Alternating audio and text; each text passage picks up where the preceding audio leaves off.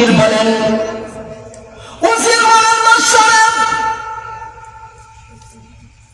তৃতীয় নম্বর কারণ হল ও বাদশাহ, রাত্রিবেলা তুমি ঘুমাও, তোমার পাহারাদারি সারা রাত করতে হয়। আর আজকে এমন একজন মালিকের ইবাদতের মধ্যে লিপ্ত হয়ে গেলাম, আমার মহান আল্লাহর ইবাদতের মধ্যে লিপ্ত হইলাম, আমার মহান রব ফেরেশতার মাধ্যমে সারা রাত আমাকে পাহারাদারি করান, আর আমি আরামসে ঘুমাই। চতুর্থ নম্বর বাদশাহকে হুজুর বলেন, হে বাদশাহ, চতুর্থ নম্বর কারণ হলো আপনি যখন ইন্তেকাল করবেন তাহলে আমার উপায়টা শেষ হয়ে যাবে। আমাদের বাংলাদেশের সাবেক প্রধানমন্ত্রী নাই, ওনার সঙ্গ বন্ধ নাই। কথা বলেন। উজির বলেন বাদশাহ তুমি ইন্তেকাল করবা, আমার উপায় নাই, আমার অবস্থা শেষ। অতএব আজকে এমন এক মালিকের ইবাদতে লিপ্ত হয়েছে, এমন মালিকের পাগল হয়েছে, লা ইয়ামুতু ফিহা ওয়া লা ইয়াহয়া হুয়াল হাইয়ুল কাইয়্যুম, যিনি চিরঞ্জীব চিরদণ্ডায়মান, যিনার ঘুম নাই নিদ্রা নাই, যিনার জীবন নাই মৃত্যু নাই, লয় নাই ক্ষয় নাই। পঞ্চম নম্বরটা, 5 নম্বর হলো একটু মনোযোগ দিয়ে লক্ষ্য করবেন আমার মুরব্বী বাবারা ও আমার যুবক ভাইরা। 5 নম্বর হলো উজির বলেন, ও বাদশা রে, পঞ্চম নম্বর হলো আজকে এমন মালিকের ইবাদতের মধ্যে লিপ্ত হয়ে গেলাম, বাদশাহ তোমার দরবার ছেড়ে চলে কেন আসলাম, আর তোমার রাজপ্রাসাদ ছেড়ে চলে কেন আসলাম, আমার মন্ত্রীর দায়িত্ব অব্যাহত দিয়ে আমি কেন আল্লাহ রাব্বুল আলামিনের দরবারে আমি আসলাম, আর মহান আল্লাহর জন্য কেন পাগল হইলাম। আমার মুরব্বী বাবারা একটু লক্ষ্য করে দেখুন, আমার যুবক বাবারা একটু লক্ষ্য করে শুনুন, প্রতিদিন আমরা হাত দিয়ে গুনাহ করি, আমরা পা দিয়ে আমরা গুনাহ করি, জবান দিয়ে আমরা গুনাহ করি, মনের খাহেসাতের গুনাহ করি। আল্লাহ মহান রব বলেন গফুর, আল্লাহ বলেন গফার। উজির বলেন বাদশা রে, এমন মালিকের ইবাদতের মধ্যে লিপ্ত হয়ে গেলাম, ও বাদশা একটা ভুল যদি হয়ে যায় তাহলে তুমি আমাকে সারাদিনে হাজতের মধ্যে ঢুকাবে, দণ্ডনীয় অপরাধ করবে। বাদশা এমন মালিকের ইবাদতের মধ্যে লিপ্ত হইলাম, এমন মালিকের ইবাদতের মধ্যে আমি লিপ্ত হয়ে গেলাম, এমন মহান রবের জন্য পাগল হইলাম। প্রতিদিন হাত দিয়ে আমি গুনাহ করি, পা দিয়ে আমি গুনাহ করি, জবান দিয়ে আমি গুনাহ করি, কত অন্যায় কত অবিচার করি আর কত অপরাধ করি। আমার মালিকের কাছে হাত তুলে যদি আমরা দোয়া করি, রব্বানা যালামনা আনফুসানা ওয়া ইল্লাম তাগফির লানা ওয়া তারহামনা লানাকুনান্না মিনাল খাসিরিন। উজির বলেন বাদশা রে, এমন মালিকের ইবাদতের মধ্যে লিপ্ত হয়ে গেলাম, প্রতিদিন শত শত গুনাহ আর শত শত অপরাধ, শত শত অন্যায় না চাইতে আমার আল্লাহ গফুর ও গফারিয়তের উসিলায় আমার মহান রব আমাকে ক্ষমা করে দেয়। আল্লাহ রাব্বুল আলামিন বলেন এত মহান। উজির বলেন বাদশা আমার আল্লাহ তো প্রতিদিন না চাইতেই শত শত হাজার হাজার গুনাহ ক্ষমা করে দেন, হাত দিয়ে কত গুনাহ করি। ও আমার যুবক ভাইয়েরা হেডফোনটা আমার কানের মধ্যে লাগাই, সারা রাত গান শুনি, কিন্তু চ্যালেঞ্জ দিয়ে গ্যারান্টি দিয়ে আমি বলতে পারি সারা রাত হেডফোন কানের মধ্যে লাগিয়ে আপনি গান শুনতে পারেন। ফজরের নামাজে যখন মসজিদে চলে যাবেন আর নামাজ পড়ে হাত তুলে যখন দোয়া করবেন, রব্বানা যালামনা আনফুসানা ওয়া ইল্লাম তাগফির লানা ওয়া তারহামনা লানাকুনান্না মিনাল খাসিরিন। আমার মহান রব তো এমন রব, আমার মালিক তো হলেন এমন মালিক, আমার আল্লাহর কাছে, আমার মালিকের কাছে, আমার মহান রবের কাছে চাইতে দেরি হবে, আমার মহান রব ক্ষমা করতে দেরি হবে না। আল্লাহ রাব্বুল আলামিন হলেন এত মেহেরবান, হুয়ার রহমানুর রহিম। আল্লাহ হলেন পরম দয়ালু, পরম করুণাময়। আল্লাহ দয়ার সাগর। মহান রবকে আল্লাহর বান্দা যখন ডাকতে শেখে, আল্লাহকে যখন ডাকার মতোই বান্দা যখন ডাকতে শুরু করে দেয়, আল্লাহ রাব্বুল আলামিন বলেন, ও মায়ার বান্দা বান্দি, ও মায়ার বান্দা বান্দি, জেনে রাখো আমি মহান রবের দয়ার সাগরে ঢেউ উঠে যায়।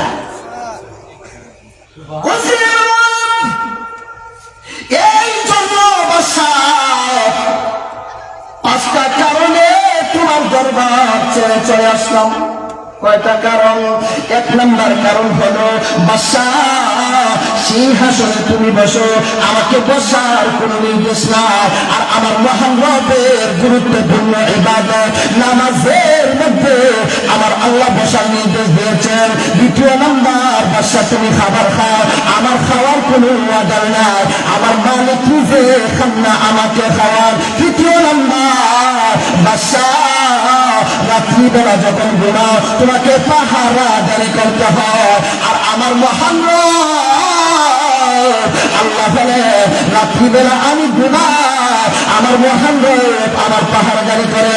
চতুর্থ নম্বরের বাদশা, যখন তুমি ইন্তেকাল করবে তোমার শত্রুরা আমার উপরে আক্রমণ করবে, আমার মহান হলেন এমন একজন রব, আমার মালিক হলেন এমন একজন মালিক যিনার নাই ভয় নাই, শত্রু নাই, বন্ধু নাই। বন্ধু তো মুহাম্মদুর রাসূলুল্লাহ সাল্লাল্লাহু আলাইহি ওয়াসাল্লাম। পঞ্চম নম্বর হলো বাদশা আমি মায়ের মধ্যে থাকতাম, কখন জানি একটা ভুল হয়ে যায় আর আমাকে শাস্তি দিতে শুরু করে দাও। আর আমার মহান মালিক হলেন এমন মালিক যিনার দরবারে শত শত গুনাহ করার পরে আল্লাহ বলেন গফফার, আল্লাহ বলেন গফুর। আল্লাহ বলেন হে মায়ের বান্দা আমি মহান রবের দিকে চলে আসো। আল্লাহ বলেন বান্দা রে আমি মহান রবের কুদরতি পায়ের মধ্যে শ্রদ্ধা দাও। আল্লাহ বলেন বান্দা ডাকতে শুরু করে দাও, ডাকতে শুরু করে দাও। তাদিস্তাহিতু মিন আবদি ওয়ালা রাব্বা গায়রি। আল্লাহকে আল্লাহর মায়ের বান্দারা যখন ডাকতে শুরু করে দেয়, একবার ডাক দিলে যদিও আল্লাহ না শুনে, দ্বিতীয়বার ডাক দিলে যদিও আল্লাহ না শুনে, তৃতীয়বার ডাকতে দেরি হয়, আল্লাহ বলেন আমি লজ্জিত হয়ে যায়, আমার বান্দার ডাকে সাড়া দিয়া দেয়। অতএব আমার যুবক ভাইরা, আমার মুরব্বী বাবারা, জিন্দিগি তো অনেকেরই শেষ, সবারই প্রায় শেষের দিকে। অর্থাৎ মৃত্যু কখন চলে আসে এটা কেউ গ্যারান্টি দিয়ে বলতে পারবে না। কত যুবক ইন্তেকাল করছে, দুনিয়া ছেড়ে চলে যাচ্ছে, তাদের স্ত্রী, ছেলে মেয়ে, বাড়ি গাড়ি সব কিছু রেখে চলে যাচ্ছে। অতএব আমাদেরকে যে 1 ঘন্টা বাঁচবো এই গ্যারান্টি দেওয়ার কাহারও শক্তি নাই, 1 সেকেন্ড বাঁচবো এই গ্যারান্টি দেওয়ার কাহারও শক্তি নাই, আগামীকাল পর্যন্ত বাঁচতে পারবো এই গ্যারান্টি দেওয়ার কাহারও শক্তি নাই। যদি কবরের সামানা তৈরি না করেন, আখিরাতের সামানা যদি তৈরি না করেন, আখিরাতের প্রস্তুতি যদি আপনি না নেন, আমার মুরব্বী বাবারা, আমার যুবক ভাইয়েরা, কবরের সামানা যদি আপনি তৈরি না করেন, তাহলে আপনার পরিণতি হবে কি? আপনার ঠিকানা হবে জাহান্নাম। আপনার ঠিকানা হবে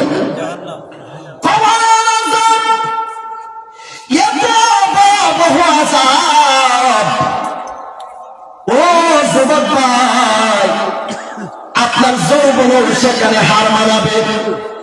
মুরব্বী বাবারা একটু লক্ষ্য করুন, জীবনে যা করেছেন মনে করেন আমি ভুলই করলাম, জীবনে যা করলাম সব আমার ভুল। আল্লাহ আমি তোমার দরবারে চলে আসলাম, জিন্দেগীর সমস্ত গুনাহ আল্লাহ ক্ষমা করে না। মহান রব আল্লাহ বলেন গফুর, আল্লাহ বলেন গফফার। আল্লাহর মায়ের বান্দা চাইবে আল্লাহ ক্ষমা করবেন না, এটা হতে পারে না। আল্লাহর মায়ের বান্দা মহান রবকে ডাকবে, মহান রব মায়ের বান্দার ডাকে সাড়া দিবেন না, এটা ইলাহিয়তের খুসুসিয়ত হতে পারে না। বান্দা ডাকবে আল্লাহ শুনবেন, বান্দা ক্ষমা চাইবে আল্লাহ ক্ষমা করে দিবেন, বান্দা সাহায্য চাইবে আমার মহান রব আল্লাহ সাহায্য করবেন। আর যদি কবরের সামানা তৈরি না করেন, মসজিদের পালকি তারা একদিন আসবে, কফিনে আপনাকে ঢুকিয়ে দেওয়া হবে, 3.5 হাত মাটির করে দেওয়া হবে। তখন কি হবে? কেউ সাথী থাকবে না। ইয়াউমা লা ইয়ানফাউ মালুন ওয়ালা বানুন ইল্লা মান আতাল্লাহা বিকলবিন সালিম। আল্লাহ বলেন আল্লাহর কালামে মাজিদে আল্লাহ বলেন, কিছু কাজে আসবে না, কিছুই কাজে আসবে না, একমাত্র আল্লাহ বিকলবিন সালিম, সুস্থ নিরাপদ একটা অন্তর নিয়ে যেতে পারবেন। যেই কলবের মধ্যে রোগ নাই, রোগ মধ্যে একটা কলব নিয়ে যেতে পারবেন, যেই কলবে শুধুমাত্র আছে আমার মহান রবের তাসবিহ, আমার মহান রবের জিকির, তাহলে জান্নাত আশা করা যায় আল্লাহ দিবেন। এই জন্য কবরের সামানা তৈরি করেন, ইবাদতের জন্য প্রস্তুতি হয়ে যায়। ও যুবক ভাই, ইবাদত থেকে আর বিরত থাকা যাবে না। কবরের আযাব কত কঠিন, সইতে আমি পারিব না। মৃত্যু যন্ত্রণা কত কঠিন, সইতে আমি পারিব না। কবরের আযাব কত কঠিন, সইতে আমি পারিব না। মৃত্যু যন্ত্রণা কত কঠিন, সইতে আমি পারিব না। ও গো দয়াময় গো রহিম, ও গো দয়াময় গো রহিম, চাই যে তোমার শুধু করুণা। কবরের আযাব কত কঠিন, সইতে আমি পারিব না। মসজিদের ওই পালকি কানা আসবে দারে দারে সবার জানা। বড়ই পাতার গরম পানি, শেষ গোসল দিবে তাও জানি। গোসল শেষে ওই সাদা কাপড়ে, গোসল শেষে ওই সাদা কাপড়ে চির বিদায় দিবে তাও জানা। কবরের আযাব কত কঠিন, সইতে আমি পারিব না।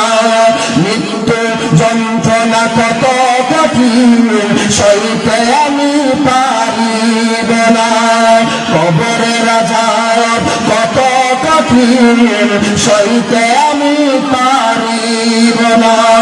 মৃত্যু যন্ত্রণা কত কঠিন, সইতে আমি পারিব না। আল্লাহ রাব্বুল আলামিন আমাদেরকে আলোচনার উপরে আমল করার তৌফিক দান করুন। আমরা সবাই জোরে বলি আমিন। আমার শ্রদ্ধেয় বড় ভাই হযরত মাওলানা ইয়াহইয়া আহমদ ফয়েজী সাহেব মথুরাপুরী, ইমাম এবং খতিব, রানীগঞ্জ চতুর্থ তলা জামে মসজিদ, হুজুর এখন মূল্যবান আলোচনা পেশ করবেন। আল্লাহ রাব্বুল আলামিন আমাদের সবাইকে যতটুকু পর্যন্ত শুনবো, যারা আলোচনা করলাম আর যারা শুনবো, প্রত্যেককে আমল করার তৌফিক দান করুন। আমরা সবাই আওয়াজ দিয়ে জোরে বলি আমিন। ওয়া আখিরু দাওয়ানা আলহামদুলিল্লাহি রাব্বিল আলামিন। আসসালামু আলাইকুম।